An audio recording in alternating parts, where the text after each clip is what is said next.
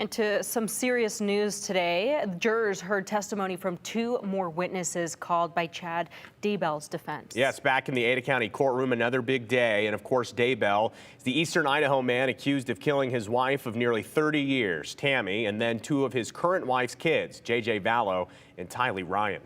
And Abby Davis was in court all day today. Abby, what's the latest on this? Yeah, well, a DNA expert and a digital forensic examiner took the stand. Let's start with the DNA expert, Greg Hampikian. He's a BSU professor and founder of the Idaho Innocence Project, which works to overturn wrongful convictions. Hampikian said he looked at various documents, electronic files with DNA data, and laboratory records. He said a lab was sent an adhesive with hairs on it, some dark and one blonde. Those hairs did not match Chad, Lori, or JJ. So at this point, what was basically sent to Estrella, the conclusion is that Chad Daybell was excluded as providing any of the hairs that were provided to Estrella as a positive. Would that be fair? Yes. Did you find any evidence of anything that you provided that were provided to you through these DNA reports indicating that Chad Daybell's DNA was present on anything? No. Under Idaho law, you can be found guilty of first-degree murder even if you did not kill the person. Chad is also charged with conspiracy to commit murder.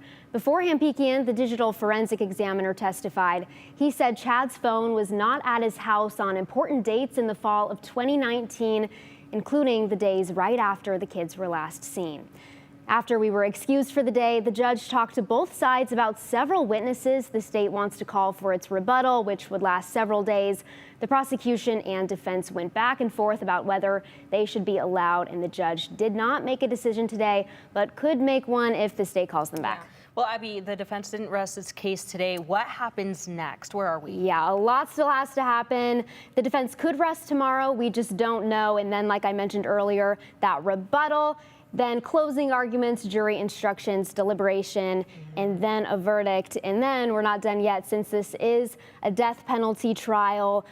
If Chad is found guilty, there would be a sentencing phase right after. Very interesting. Well, yeah, a lot for both sides of the courtroom to still get into, and we'll be following it. Thank you, Abby Davis, for your report. Thank you.